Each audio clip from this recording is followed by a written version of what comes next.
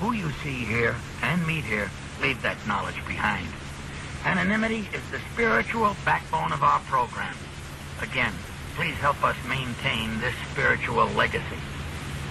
Before introducing our speaker, I'll read AA's statement of purpose as written in the foreword of the big book, Alcoholics Anonymous. We are not an organization in the conventional sense of the word. There are no fees nor dues whatsoever. The only requirement for membership is an honest desire to stop drinking. We are not allied with any particular faith, sect, or denomination, nor do we oppose anyone. We simply wish to be helpful to those who are afflicted. And now to our speaker. He has been called the greatest social architect of our century. The 12-step program he developed, America's greatest invention. His extraordinary energy and action were a major contribution to the success of our fellowship. Without that contribution, we would, more than likely, not be here tonight. Lord knows where I would be. It can be said of Bill that there were moments in his life, and he gave his life to those moments. Please welcome the co-founder of Alcoholics Anonymous to share some of those moments with us tonight. Please welcome Bill W. Bill.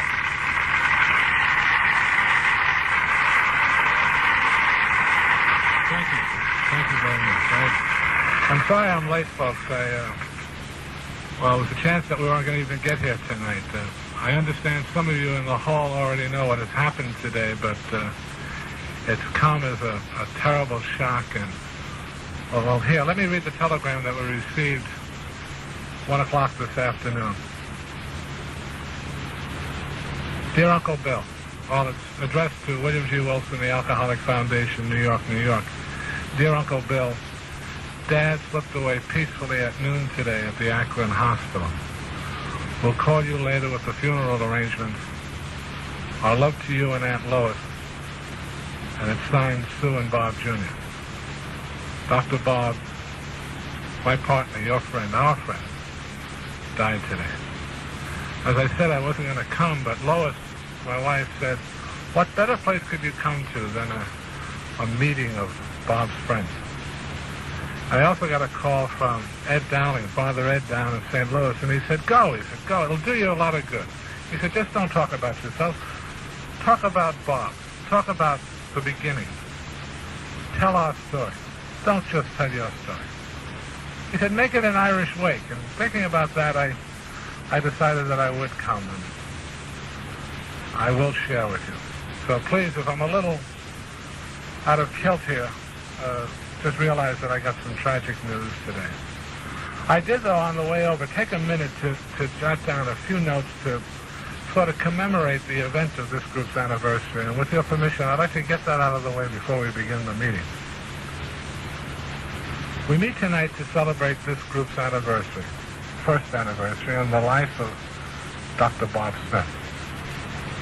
We thank God that he has freed many of us out of bondage.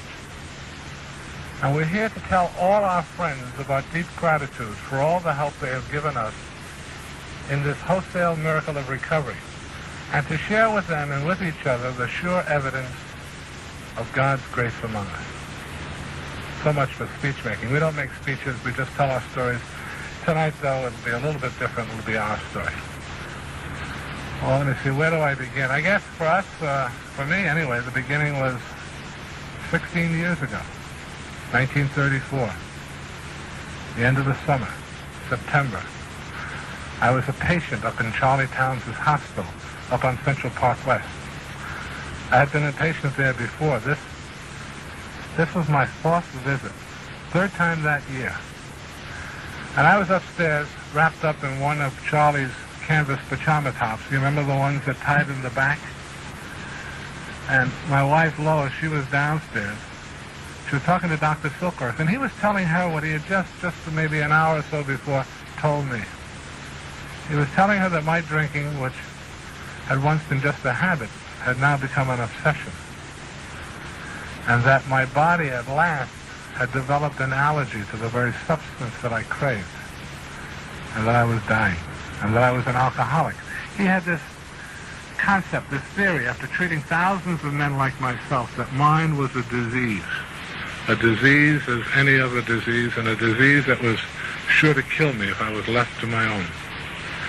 And it was his earnest suggestion that Lois commit me into the Rockland State Hospital for the insane. You could do that then as a chronic inebriate, and he wanted to do that because he knew I was killing myself. But all Lois could say is, but doctor, you don't understand. I never met a man like Bill who, when he made his mind up, could do anything. Why can't he stop this drinking? And again he repeated, he has a disease. Hard to understand, harder to treat, but a disease nevertheless. And that he better follow her advice, his advice. Lois, of course, was distraught, and I was upstairs going over those words myself, and I was just as distraught, just trying to say, why me? You know, typically alcoholic, why me? Why did this happen to me? And I went back over my life, and I could see certain events perhaps that brought me on the road to it, but why me? I did not set out to be this way.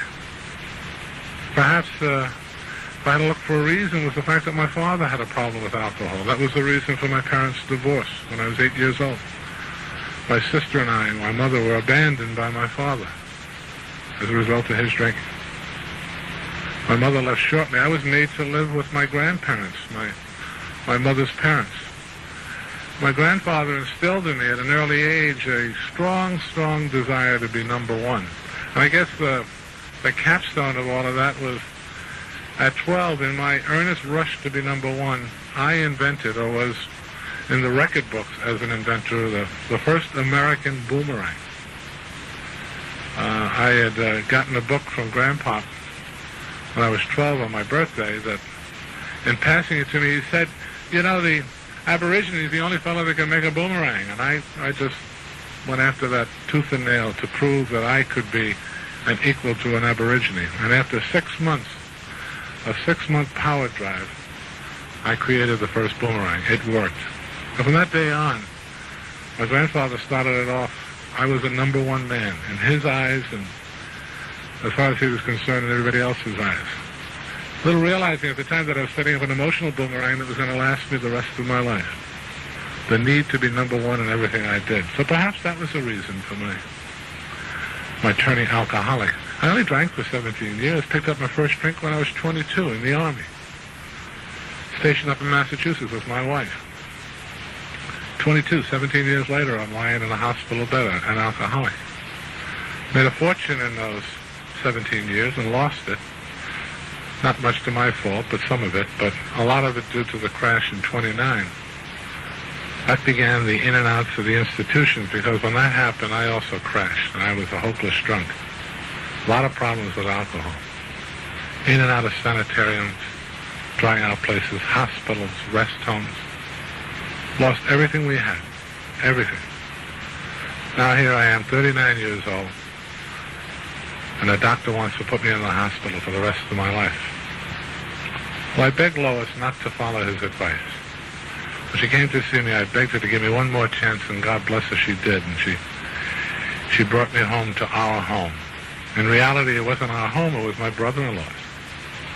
We were living rent-free over in Clinton Street in Brooklyn Heights.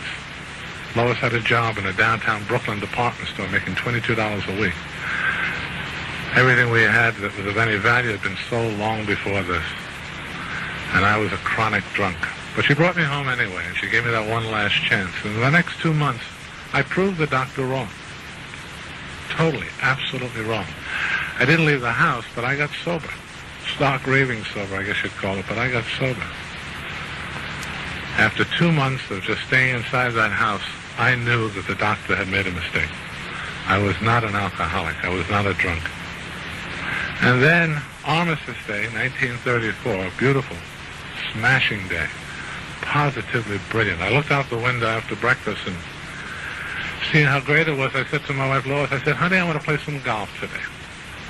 This is perhaps the last good day of the year, and I want to get in a round of golf before winter sets in. I felt like $1 million.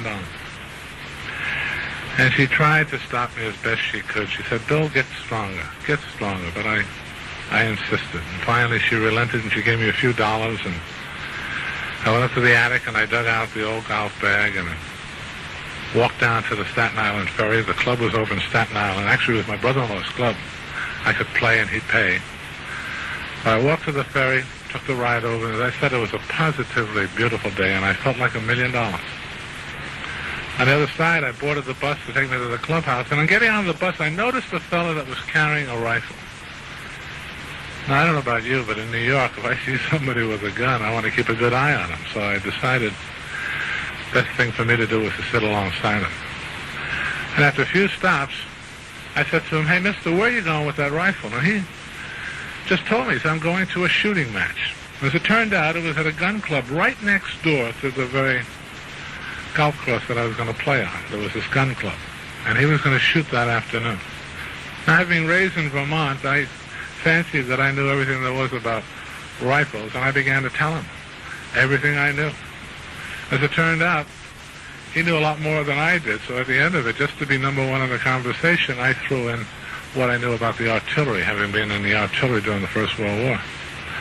And lo and behold, I became number one in the conversation. He was impressed.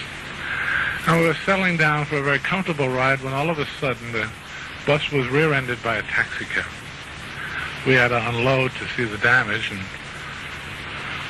there wasn't much, just a few bumps and bruises, but nothing of any significance. But it was sufficient that the driver, the bus driver, had to wait to make out a police report, so they called for a replacement bus to continue the trip.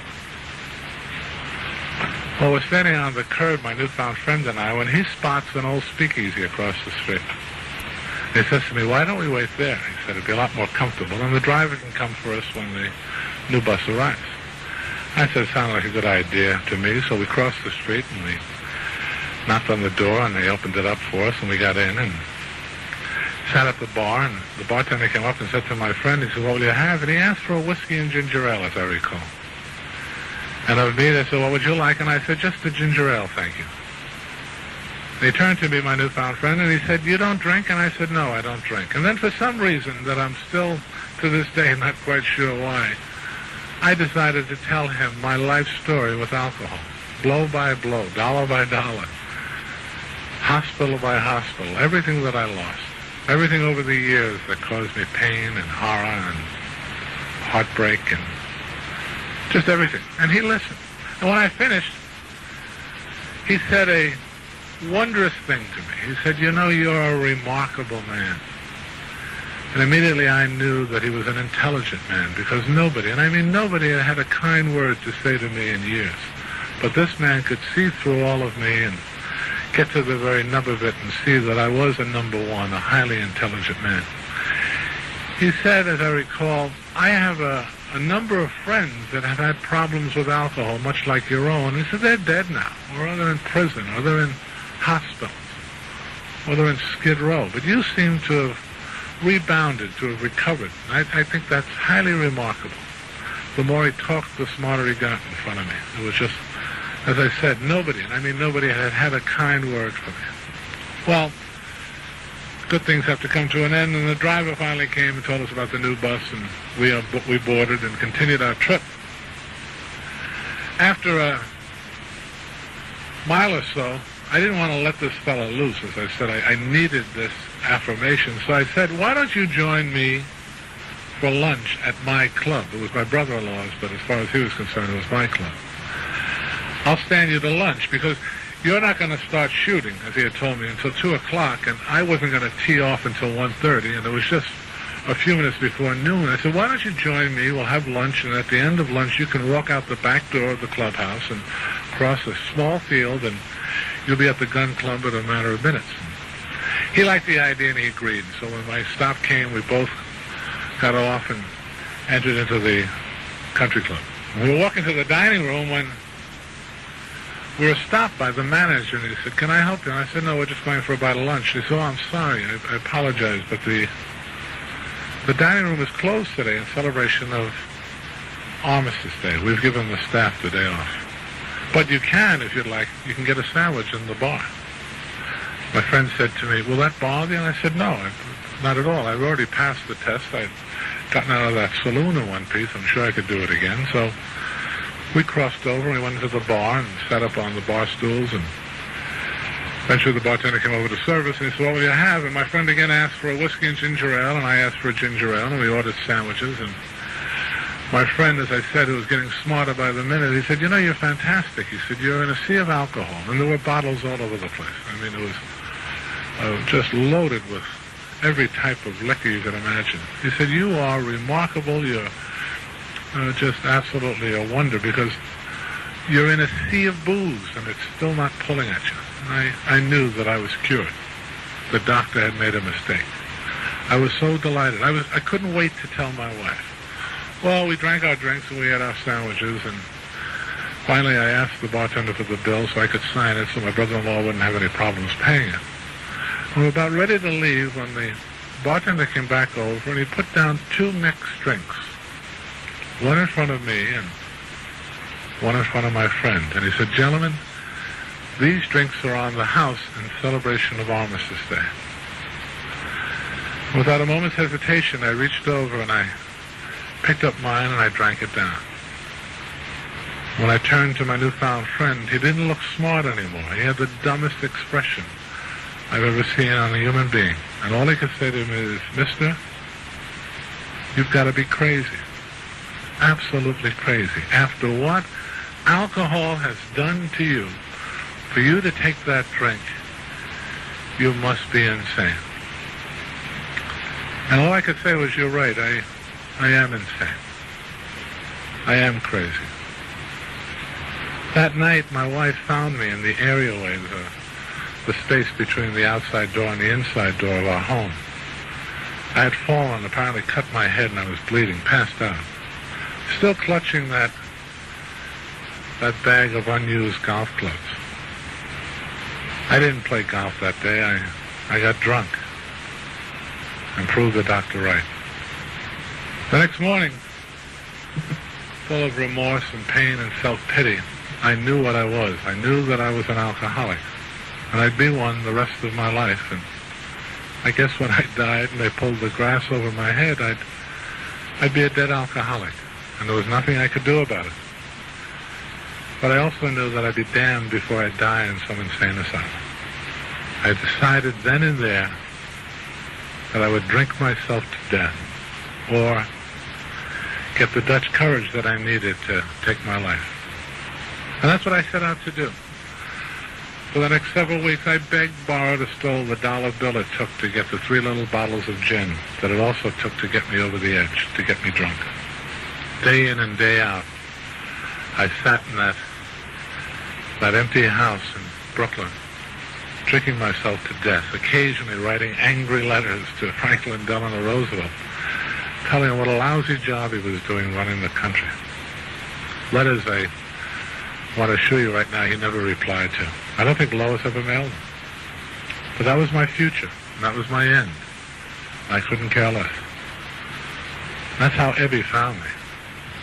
Ebby T, some of you might know, from the rooms. Got a call one day.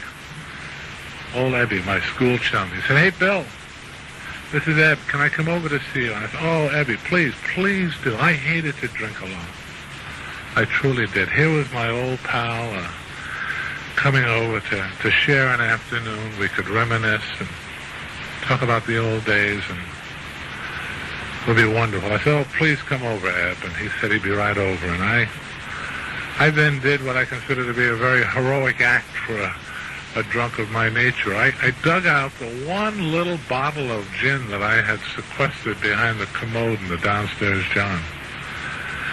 I put that on the kitchen table, and because I remembered that Ebby had a kind of a sour stomach, I also rescued a can of pineapple juice from one of Lois's pantry shelves, and I put that on the table and waited for my friend, looking forward to a splendid afternoon, because I was sure he'd bring a jug too, and we'd have a great time.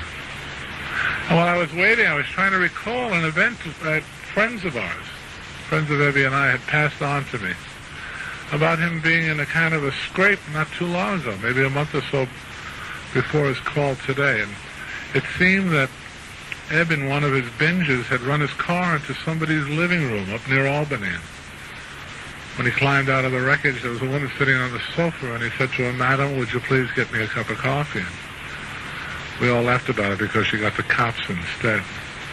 I must ask him when he comes, how did you get out of that scrape, Ebby? I'd like to know for future reference. That was a real bad scrape. I must ask him. Well, I didn't have long to wait. There was a knock on the door, and I went to answer it. And as soon as I opened it and took one look, I knew that something had changed. There was something different about him. He was clean, for one. His suit was nicely sponged and pressed. He had a blocked hat. His shoes were shined, and he was clean-shaven. I knew how I looked.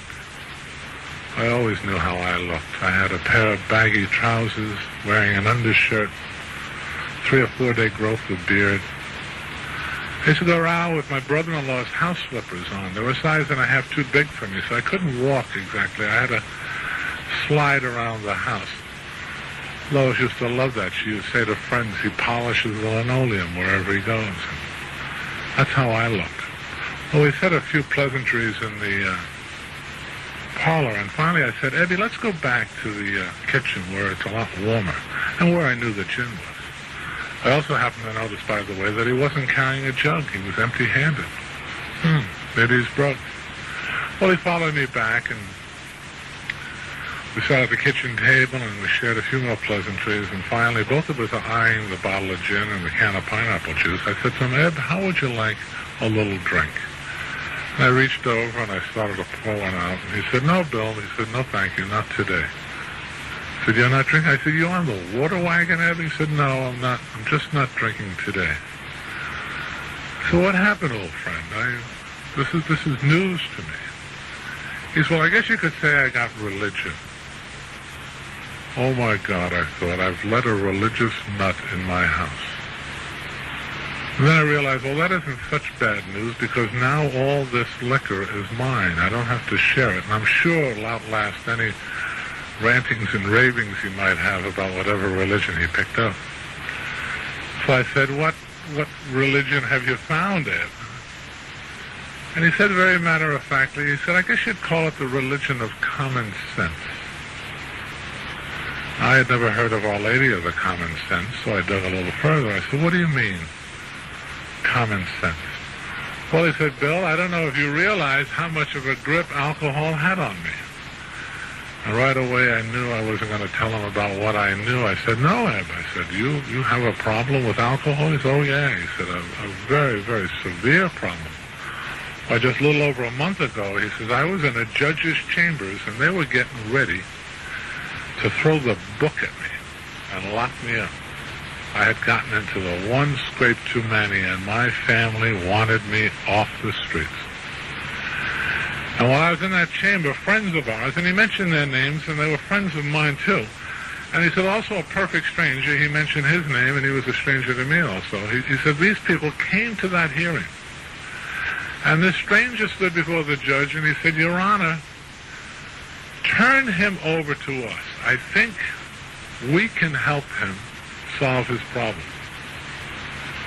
They're members of the Oxford group, Bill. Have you ever heard of those? And I had. I said, yes, I know a little about them, having read some articles and some stories over the years in the society columns, a bunch of fancy Dans that got together to overcome whatever drinking or drugging or gambling problems they might have. But it was a subject that I didn't want to know that much about, so I said, I don't know that much. He said, well, he said, I got involved with these people. The judge had nothing to lose, so he just turned me over to him. And after a while, listening to him, I took certain ideas peculiar to them, and I put it to work on my drinking problem. And it seems to have done the trick for me. Well, if you're in for a penny, you're in for a pound. And I said, well, what are those ideas, my friend? And he said, well, number one, I had to get honest with myself for the first time in my life and take a look at what alcohol had done to me. And then he said I had to talk it over with somebody else. In strict confidence now, I want to assure you that. In strict confidence, I had to talk it out with somebody else.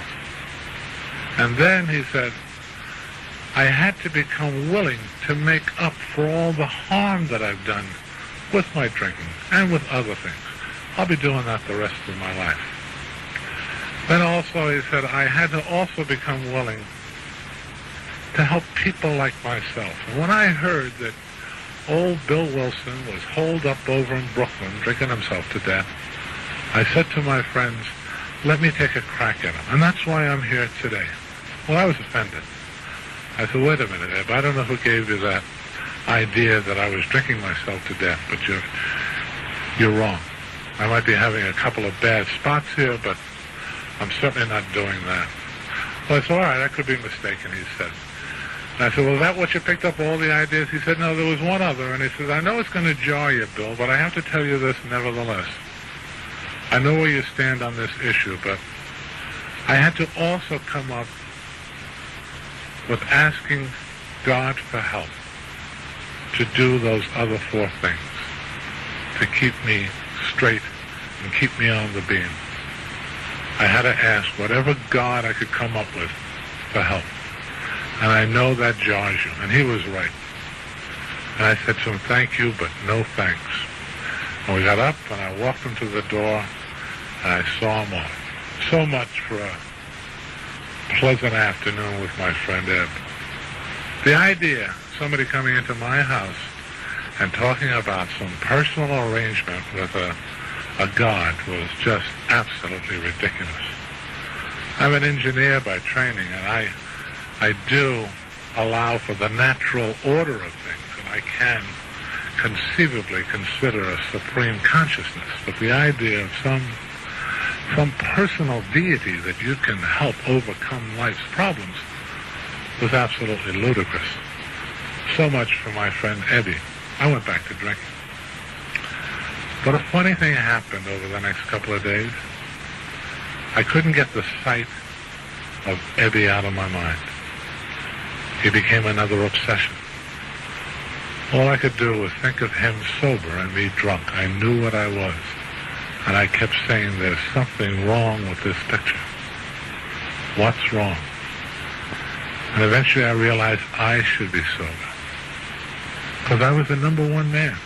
I was number one in everything. I should be sober. I should be the one talking to the likes of Eddie.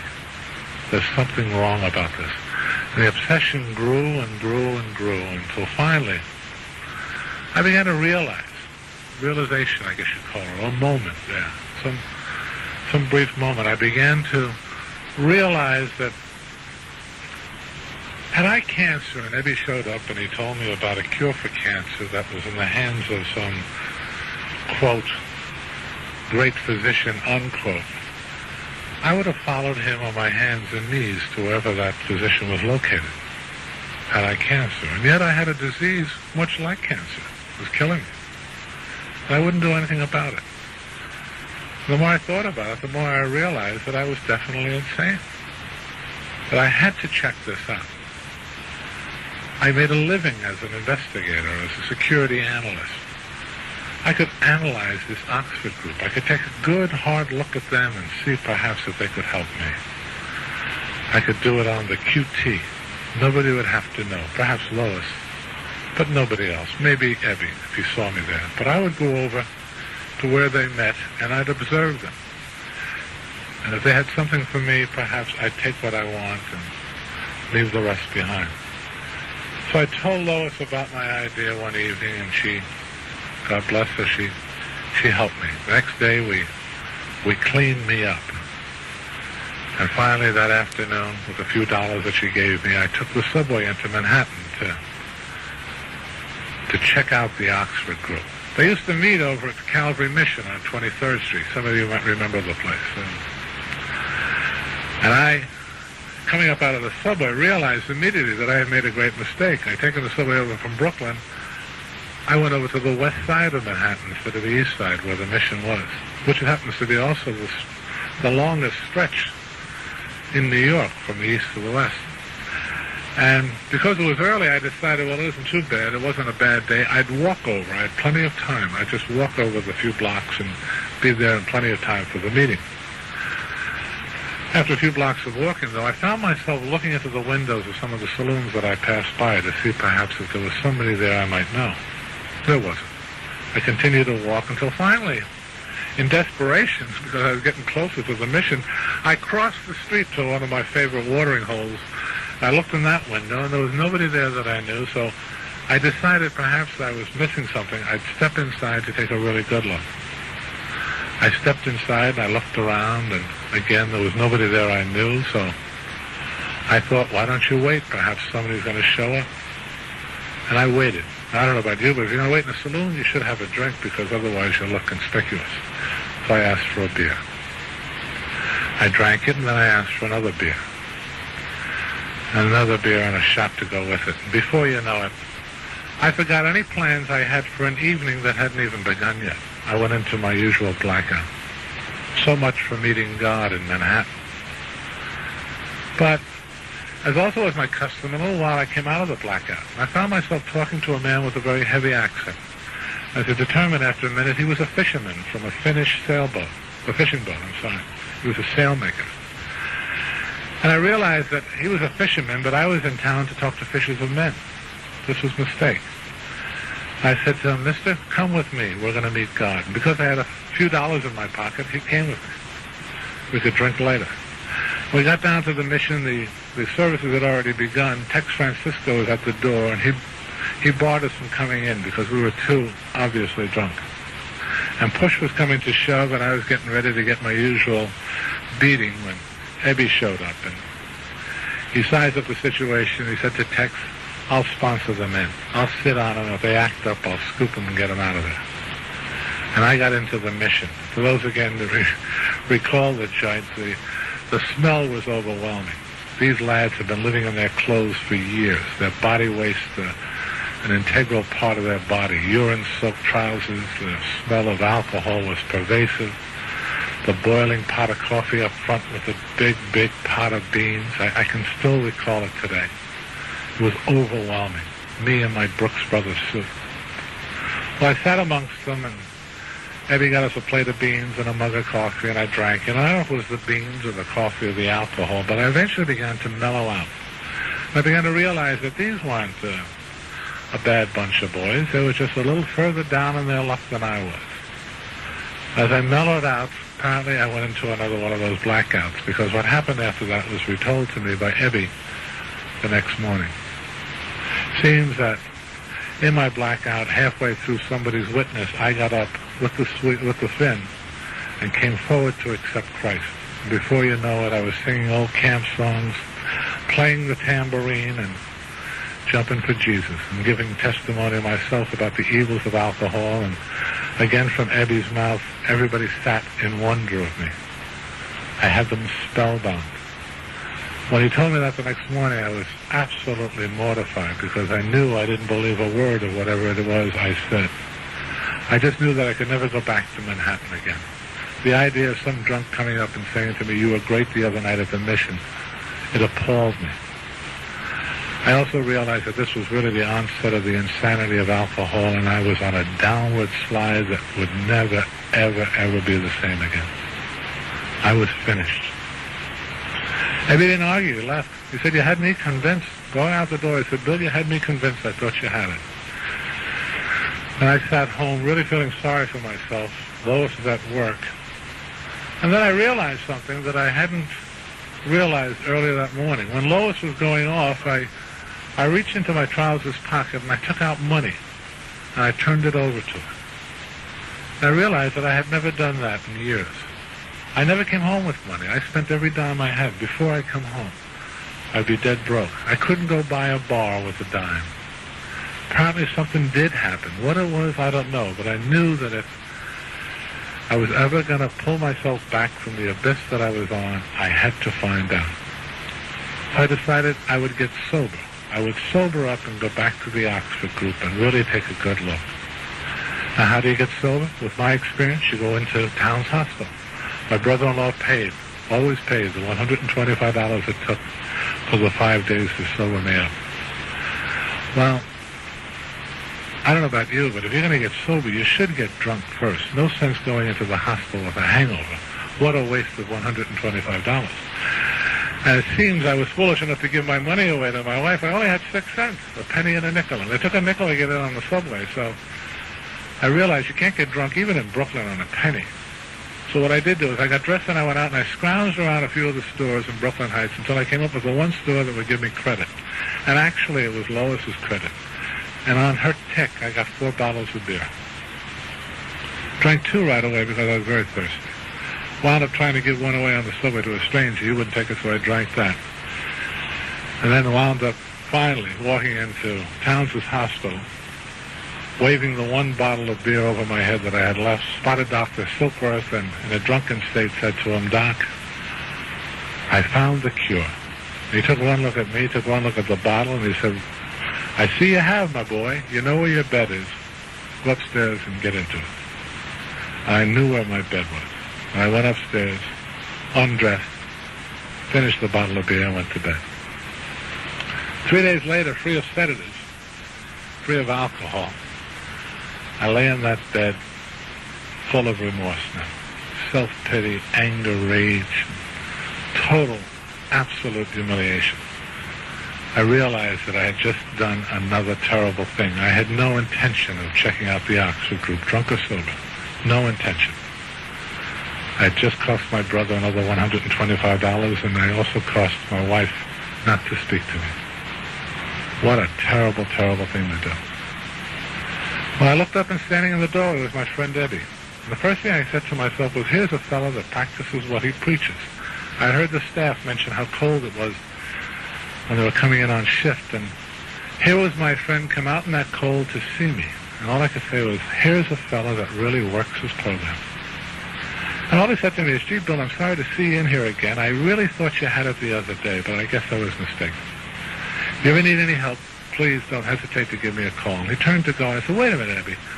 What was that little neat formula you had that you got from the Oxford people that got you sober?" He said, "Simple." He said, "You get honest, you talk it over with somebody else, you make up for the harm you've done, help other people, and you ask God for help, whatever God you come up with, to do those 4 things." And he mentioned the G-O-D word again, and I said, "Thanks, but no thanks." I still gagged at the idea of a personal God. What a joke. What a waste. And I lay in that bed, and the evening wore on, and it got darker and darker in that room until finally, in almost total darkness, in that bed of pain, I sank into one of the worst depressions of my life. And I was no stranger to depression, but this was one of the worst.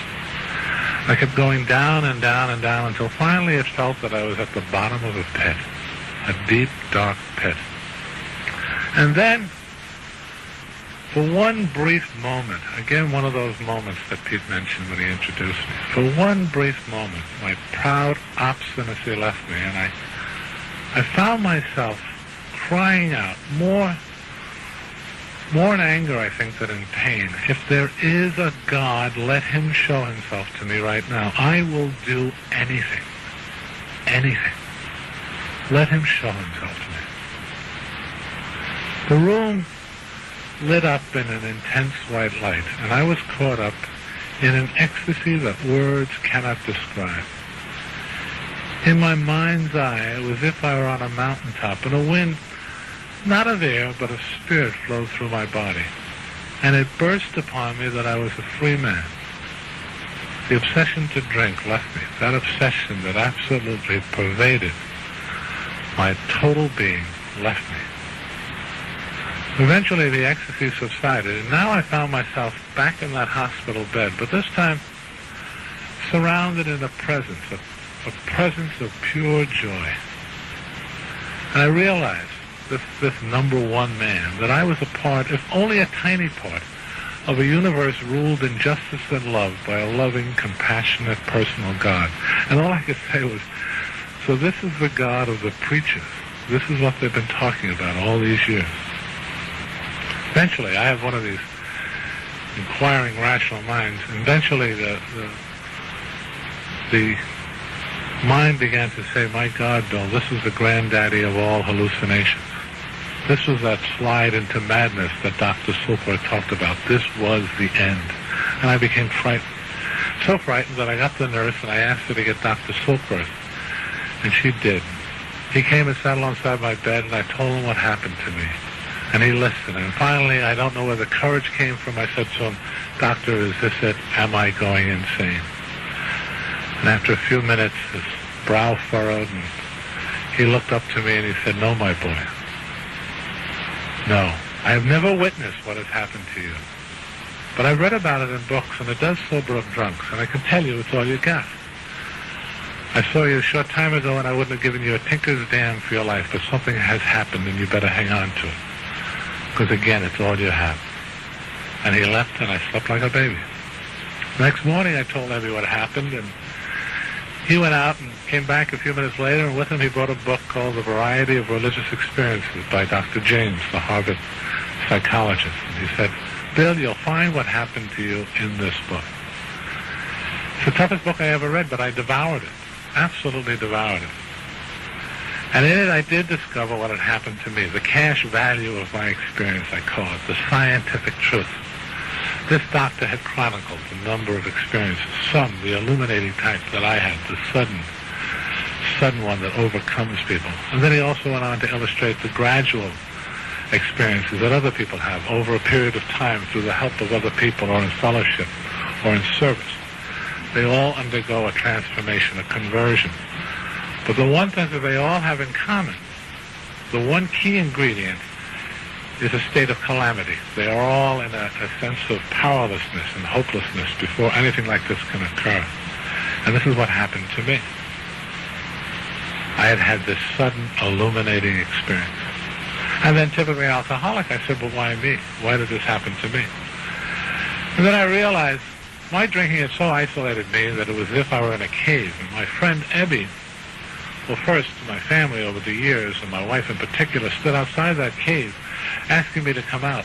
I couldn't get out. I couldn't find my way out. And finally, Ebby, he showed up outside the cave, and finally, after having been a captive in a similar cave, he entered mine. He knew the way. He took me by the hand and he led me out. One cave dweller helping another, one alcoholic helping another. And I knew that's what I wanted to do. I wanted to help other people like myself. I left the hospital. I joined the Oxford group. And I came forth. And the next 6 months I talked to thousands of drunks.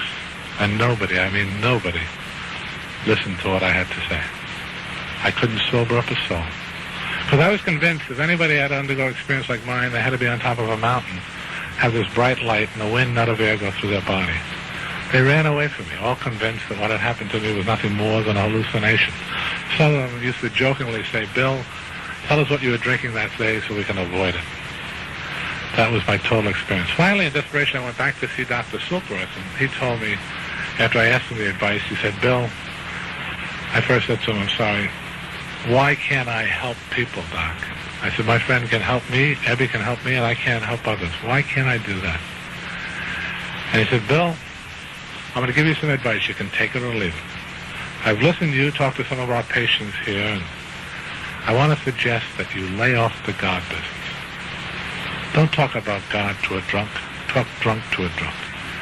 And after you make the connection, one alcoholic talking to another, talking about the lies and the losses and the deceit and the pain and the anguish and the heartbreak. Once you make that connection, then talk about the spiritual program. But make the connection first. I began to do that, and they stopped running away. Nobody got sober, but they stopped running away. And then friends, family friends, began to say, hey, when is Bill going to go back to work and get Lois out of that damn department store? And I heard it.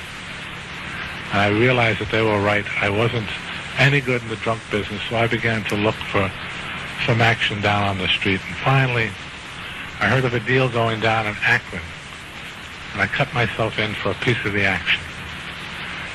But folks, before I go to Akron, I got to what I wanted, that I was a rumhound from New York, here on business, but I'd been sober for 6 months. I was a member of the Oxford group, and I think I could help another drunk. Did he know any? Well, he was at first hesitant.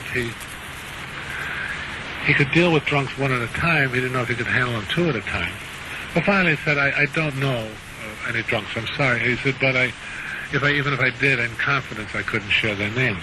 But I do know members of the Oxford group. Here, let me give you their names and numbers. And with that, he gave me 10 names of 10 members of the Oxford group. I went and cashed $1, and I got 20 nickels. I went back to the phone booth, and I sat down, and I began to dial those numbers. I went through the first 9 in a matter of maybe 10 or 15 minutes. And they were either not home, or they knew nobody that I could help, or they hung up on me. Simple as that. Finally, I was down to my last name, and I took a deep breath, and I dropped the nickel in, and I caught a man who was busy packing his bags, leaving town for the weekend. He was already late. And I told him my story, and he listened. He said, I'm sorry I can't help you. I don't know any. But he said, here, call this woman. Perhaps she can help you. And he gave me her name. My heart sank. Her name was Henrietta Seiberling. I said, my God, this has got to be Frank Seiberling's wife, the fellow that started Goodyear. I knew him. We were members of the same clubs in New York. I couldn't call him up and say, hey, this is Bill Wilson. Do you remember me from New York? I'm now a drunk. Do you know any drunks, or does your wife know any drunks that I could help? I couldn't call him. I just couldn't put myself to do it. The more I sat in that booth thinking about this, the more I realized that if I didn't, I'd get drunk. Finally, taking another deep breath, I dropped the nickel in, and I dialed the number. And Henrietta answered. Henry, we call her. I told her my story and what I wanted. And all she said was, come right over. And she gave me the address. And I came right over. She wasn't Frank Seiberling's wife. She was his daughter-in-law, soon-to-be ex-daughter-in-law. She was in the process of divorcing the young heir.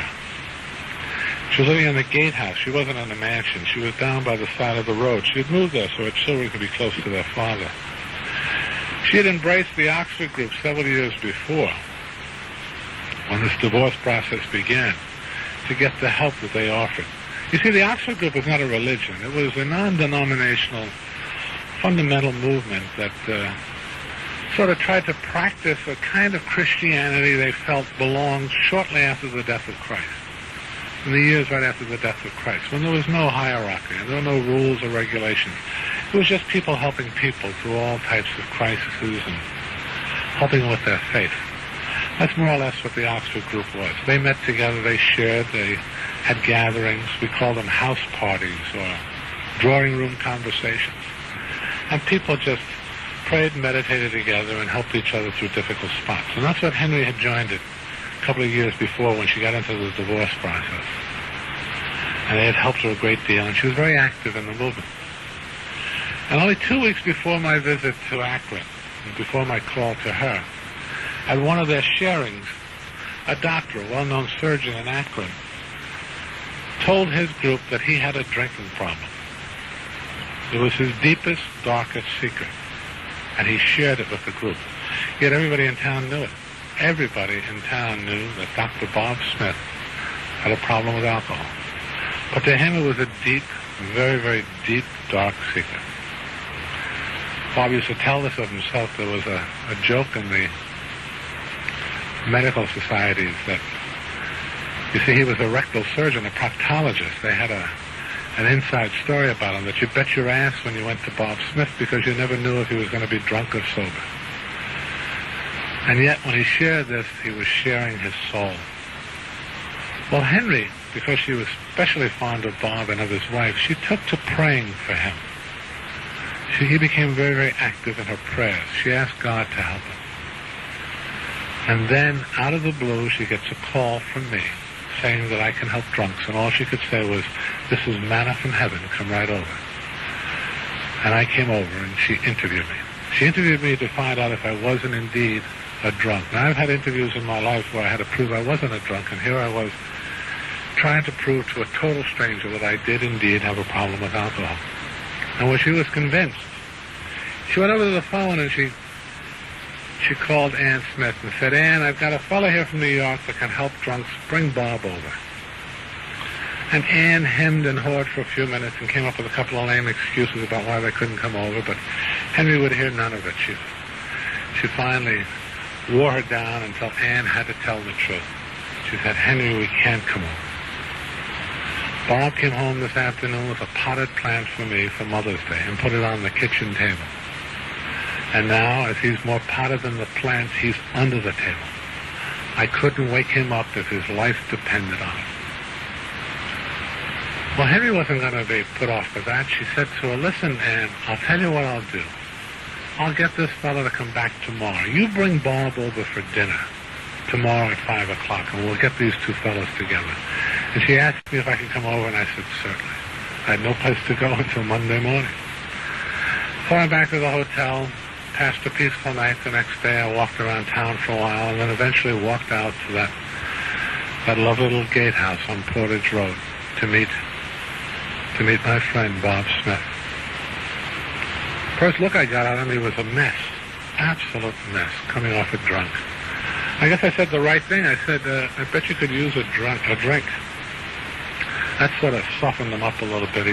I guess he said, here's a guy that knows what he's talking about. We went immediately into the dining room to begin supper, but Bob was shaking so badly at the table, the food scattering all over the place, that I took sympathy for him, and I said, come on, we can eat later. Let's go in and have a chat. And I could see he was grateful. He knew what he looked like, and he knew how he was acting. So we got up and we went into a little study, or a library, if you want to call it, that little tiny room that Henry kept, and Bob and I sat down to talk.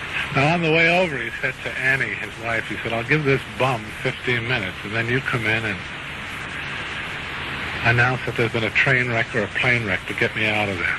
He would do anything she wanted him to do when he was coming off a drunk, but he did have limitations, and there wasn't anybody from New York could sober him up. Well, before we began, thank God, I recall what Dr. Silkworth had said, and I began to practice that advice. But I started off by saying to him, Doc, I said, I need your help. And he was taken aback a minute, and he said, what do you mean, need your help? I thought you were going to help me. And I said, no, I truly need your help. If I don't talk to you, I'll get drunk.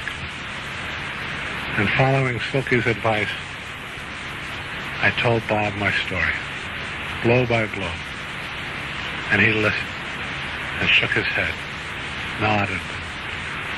Every once in a while, he'd say something himself. And I talked about the disease of alcoholism to a man who was in medicine for over 30 years. And he listened to every word I said because it was all news to him. And that 15 minutes lasted for 5 hours.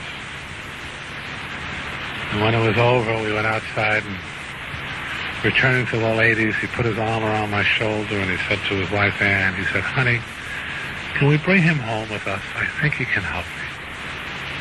And she said, sure. A few days later, when my bill had run out at the hotel, I moved into Ardmore Avenue with Ann and Bob Smith and their children, Sue and Bob Jr. I was giving young Bob's bed. He was put on a cot. I was made Uncle Bill to the children right away. And the love and the joy and the beauty and the grace and the wonder that came out of that hallowed home I will never find equaled again on the face of the earth. Every morning the three of us, Ann, Bob, and I, would go up to a little sewing room that she kept upstairs, and we'd sit after breakfast and say our prayers and read from the good book and meditate and share for an hour. They always ended with Annie saying, faith without works is dead. And I'd go off to work to find out if there was anything done illegal to us, which there never was. And Bob would go off to whatever practice he had left, and Ann would stay home, keeping house and watching the children.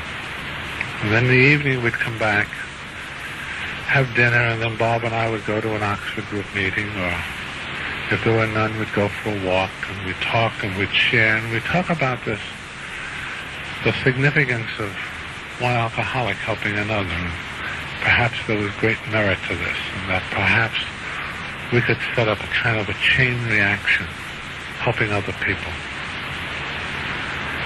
And after a couple of weeks, Bob got sober. It was wonderful, truly wonderful. Then one morning at breakfast, he announced to Ann and I that he was going to attend the AMA convention in Atlantic City. He hadn't missed one in 30 years, and he wasn't going to miss one now that he was sober. And Annie begged him, please don't go. You know what those things turn out to be. And he said, no, honey, I've got to go. I've got to prove that this works. this fella, pointing to me, he can't stay in Akron forever. He's got to go back and get a job. And he was right. The deal was dead. I had to go home and look for work. He said, I've got to go test this out, and if it works, then he can leave. And I agreed finally. That was a good idea. Let's see if he could fly. And Bob left for Atlantic City, and as he told the story, he began drinking as the train pulled out of the station. We found him 5 days later. One of his ex-nurses and her husband had found him in a bar in downtown Akron and brought him home to their house in a suburb north of the city. And they tried to get him sober, but he only got worse, so finally in desperation they called us to get him and bring him home. I was heartbroken. On the ride over, I was just sick at heart. Annie, though, said, Bill, could you stay and help me get him well again, because he has an operation to perform in a few days, and if he fails to do that, we will lose the operating theater, and if we lose the theater, we're going to lose the hospital, and it's the only one left in town that'll allow him to practice. If he loses that, we have to go bankrupt. That's how bad they were. That's how broke they were. And for her sake, I agreed to do it. And we brought him home, and he was a mess. And after gallons of coffee, and I used to have a hangover cure, even try to get it patented once. Cold sliced tomatoes, sauerkraut juice, and Karo syrup. We shoveled that down his throat. Whatever stayed down, I guess, got him sober. I walked him up and down Ardmore Avenue in front of the house. And after a few days, Bob got well. Well enough anyway to go in and do the operation. I drove him in. Driving in, he was shaking so badly, I stopped and got him a bottle of beer. I said, here, take this to steady your nerves. And he drank it down. He was grateful. We left to the hospital, and he got out, and he was walking up the steps when all of a sudden he stopped, and he returned to the car, and he leaned down, looked in the window, and he said to me, I'm going to go through with this. And I said, go through with it? What do you think I've been around here for? I mean, I was sick of it. I really was. Go through with it. Go ahead. Get it over with. And he left, and I drove home to wait for him to call for me to come and get him. That was 7 o'clock in the morning. 10 o'clock came, and there was no Bob. 12 o'clock, no Bob. 2 o'clock, no Bob. I made arrangements to get a train that evening to go back to New York. He was drunk. Forget about it. Ann was broken-hearted. 5 o'clock, we heard a cab pull into the driveway. Ann went over and peered through the curtains, and she said, it's him. I said, how does he look? And she said, I can't tell.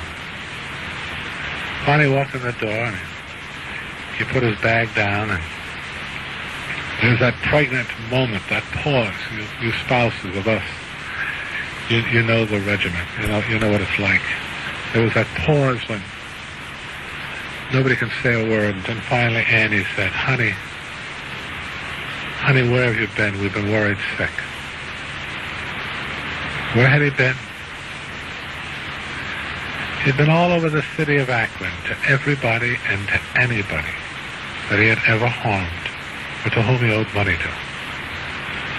He made amends to each and every one of them, telling them all that he was an alcoholic. And that's what he meant when he said he was going through with this.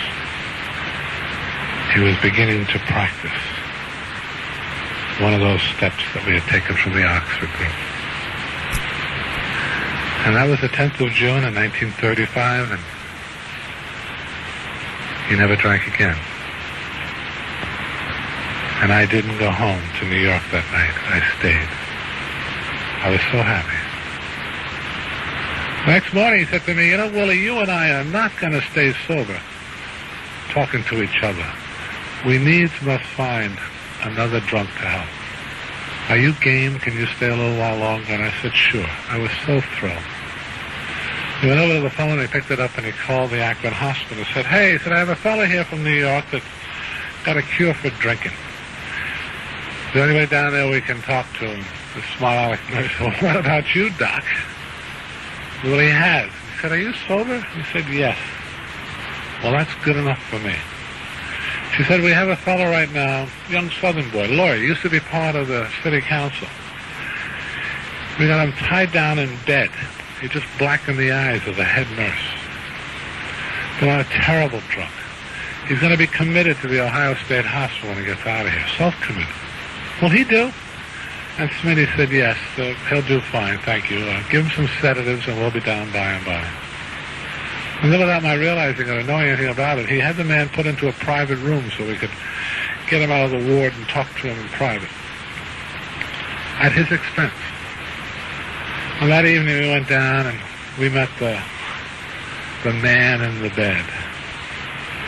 Now, in those days, when you were taken out of a ward and put in a private room, it meant usually only one thing. You were dying. So we showed up. This fellow was frightened out of his wits. I mean, the sweat was pouring off his body. He was tied into the bed. I mean, if he could sunk through the mattress, he would have. His eyes were bulging out of his head.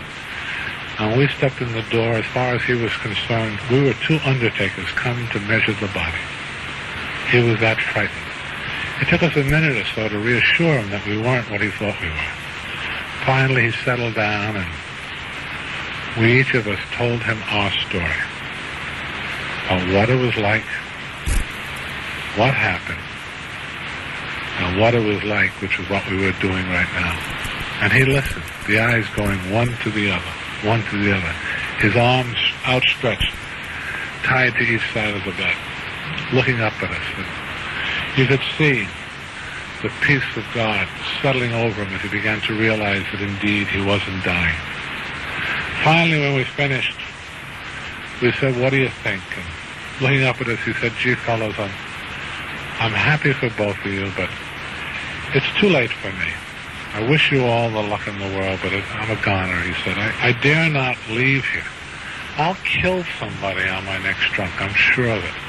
I've asked to be committed into the Ohio State Hospital. It's too late for me, but I wish you all the luck in the world. He said, I didn't give up on God.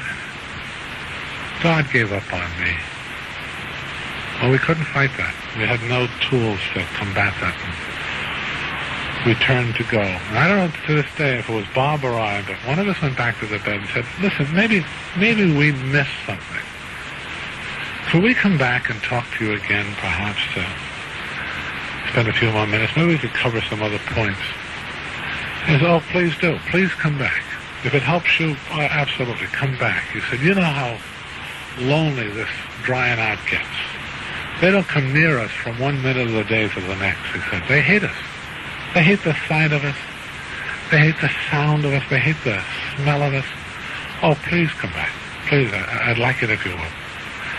Well, we had a half a sale. It wasn't a complete sale, but we could talk to him again, and we felt good about that. We left. A few days later, we came back, and now this time he's back in the ward. He's not in the private room. When we stepped into the doorway, and he spots us. He's sitting up in bed talking to his wife. And he lets out a roar, there they are! I mean, he screamed so loudly, there was a fellow, I think, that certified as dead, got up and left. A nurse dropped her tray. We rushed down, trying to quiet him down. He was jumping up and down, saying over and over again, it wasn't a dream. It wasn't a dream. These are the men that I was talking about. There was somebody pointing to us. These men did come to see me. He had thought it all was a figment of his drunken imagination. He pointed to me. He said to his wife, honey, this man, he said, is a stockbroker. Come here on business. Come to see me. He's a drunk just like me. And pointed to Smitty, he said, and this guy, he said, honey, he's a Heine doctor right here in the hospital. Come to see me. Tell her, he said, tell her what you told me. I haven't been able to get the sight of you two men out of my mind. Tell her what you told me.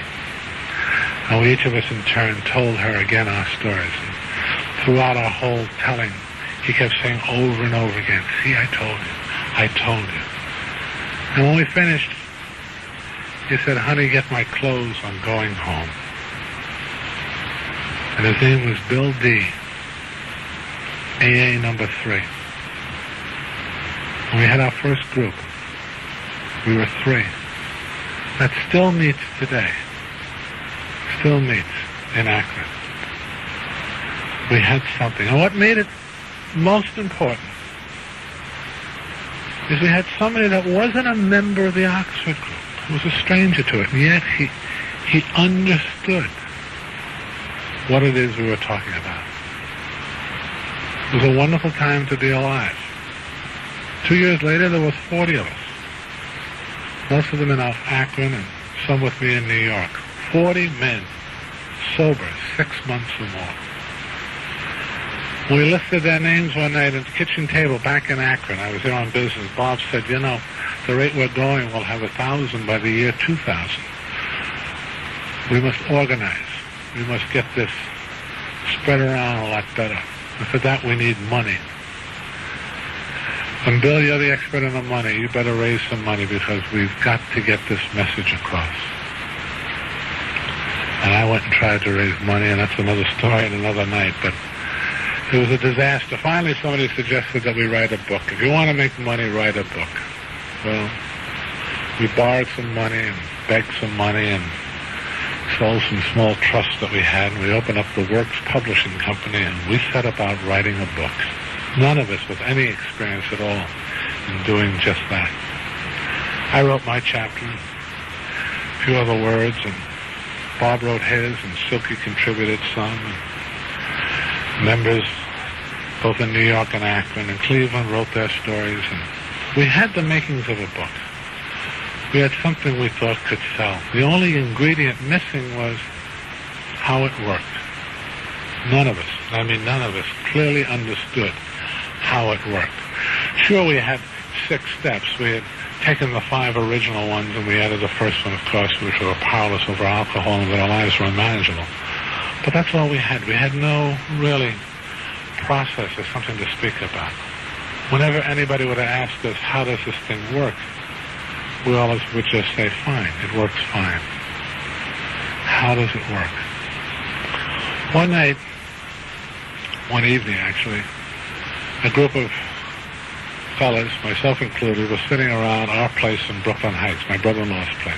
Lois was still working in that damn department store, drinking her coffee, feet up on her furniture. And we were talking about how it works and what we had to put into this book, because the book had to get published. We were broke, absolutely, totally broke, and we were in debt. Bob, the worst of all of us. He was going to lose everything. We're sitting around, and we were talking up the idea that if we were going to make it a bestseller, we needs must keep God out of it. This was 39 now, and this was the year that the World's Fair opened up, and it was the world of tomorrow, and science was selling. Anything on science was selling. So we'd make it a scientific book. We wouldn't make it a religious book or a spiritual book. We'd downplay that and talk about science. And I was in agreement. I mean, I wanted to get something to sell because we needed the money.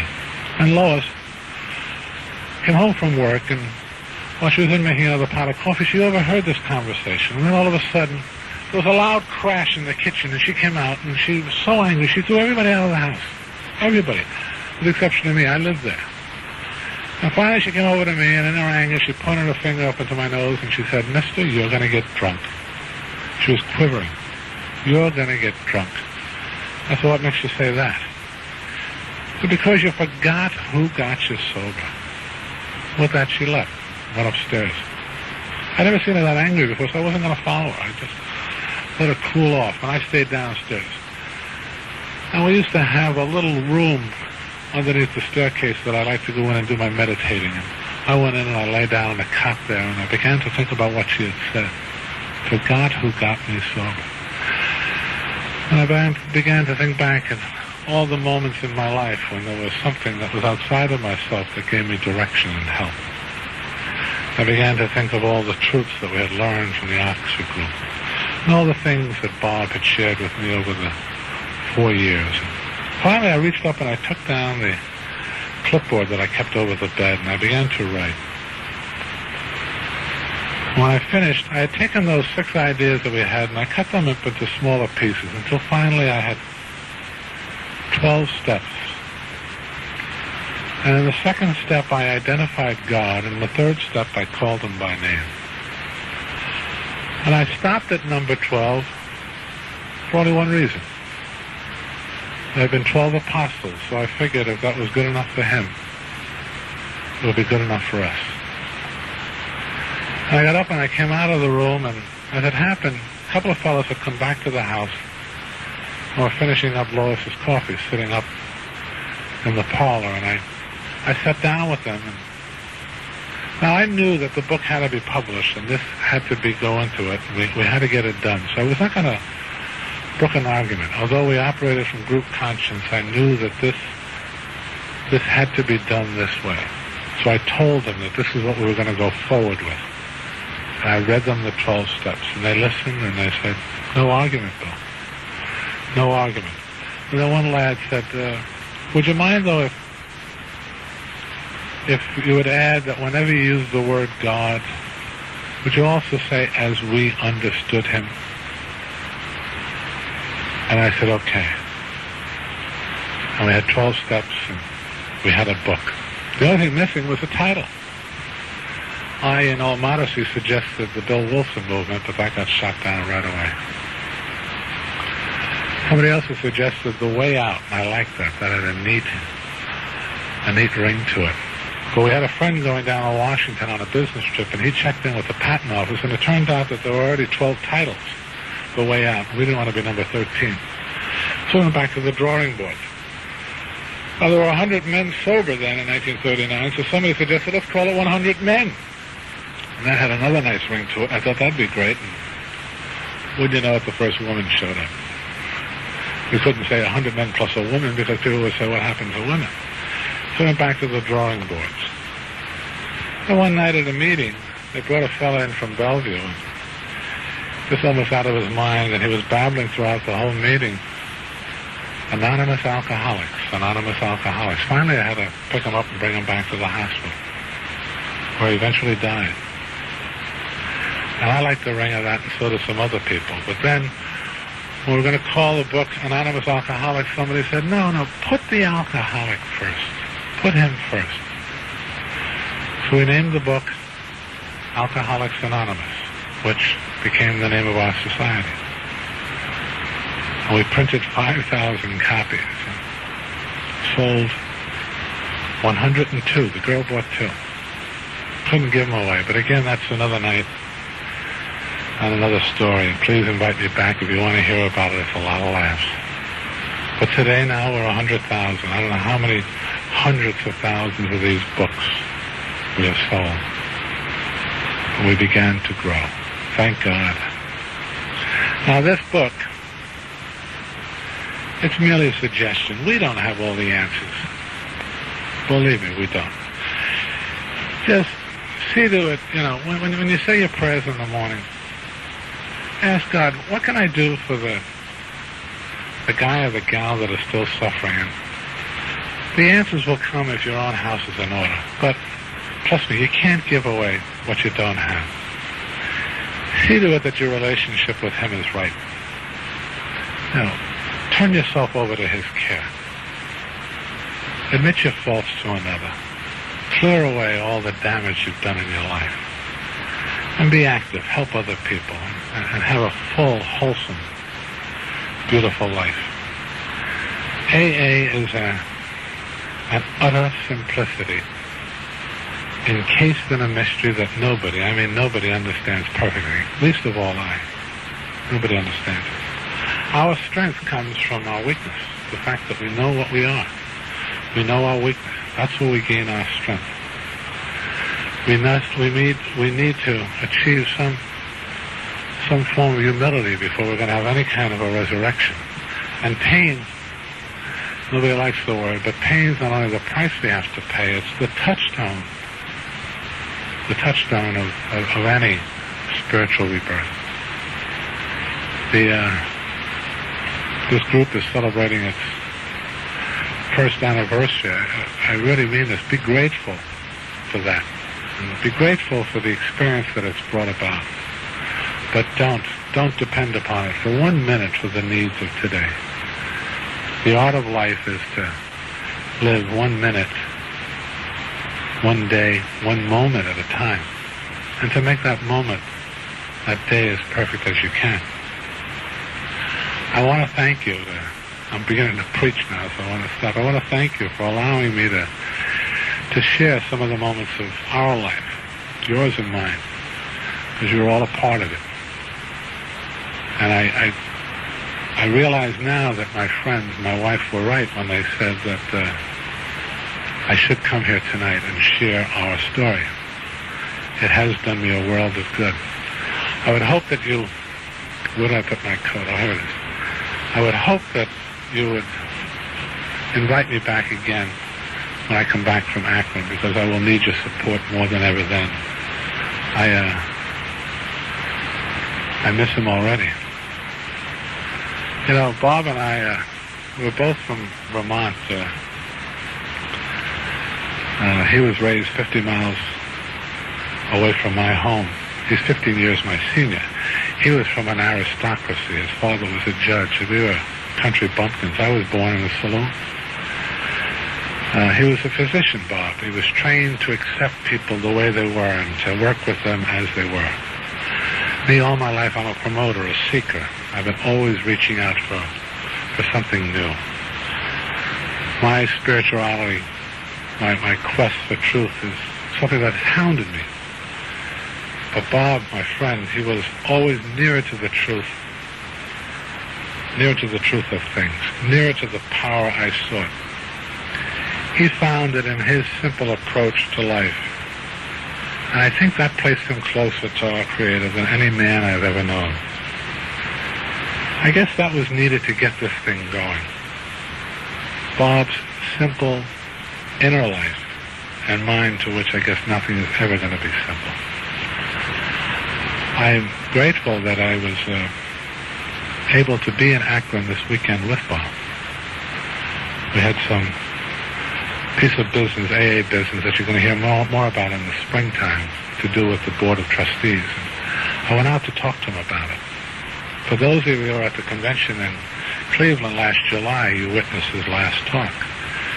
You'll never hear a finer speech in all the history of AA, where he could take these 12 steps and cut them down to 2 words, love and service. It's beyond me. But that was what Bob could do. Bob was a surgeon. He was always able to cut things down to size. Well, I was with him, and I want you to know, although he was in a great deal of pain and a great deal of suffering, I had all his attention. I had all of his energy and all of his calm reassurance. People have said to me over the years, you know, Bill, you're the heart of AA. If I'm the heart of AA, then Bob was its soul. I'm the blood of my heart. Well, anyway, when the meeting was over, I had to go catch a train back to New York, and I walked out, and he followed me. As we got by the hall closet, he stopped for a minute. He said, wait a minute, Bill. He said, here. And he reached up into the closet, and he took down this old Irish country hat that he'd worn so many years, and he handed it to me. He said, here, Bill, put this on, wear it. It's raining outside, and I don't want you to get sick. You've got too much work to do. Now, for those of you that are not aware of it, there's a history between Bob and I on this hat. I have wanted it for 15 years, since the first day I laid eyes on it. I swiped it a number of times. Lois kept mailing it back to him, but here he was giving me this, his favorite hat. I just couldn't say a word. I said, maybe I keep my mouth shut, so it'll change his mind. And I turned, I went, and I was walking down the path to the cab, and for some reason I turned back, and he had followed me out on the porch. He was standing there, and he had that beautiful broad grin of his, and he was smiling. And all he said to me is, don't last this thing up, Bill. Keep it simple. Keep it simple. My God, he'd been saying that forever. This is my friend, my partner for 15 years, a man I never had a hard word with. And he said, keep it simple. I turned away, little realizing that it was going to be the last time I would see him alive. And I did know it. I wish I had. And then tonight, coming here to talk to you, I reached up into my hall closet to take down this hat. It was only then I realized that although I didn't know it, Bob knew it. You see, it wasn't raining in Akron that night. He just found a loving, simple way to say goodbye. And in so doing, showing me again how simple this program was. All we do is pass things on. Thank you. Good night. And God bless you.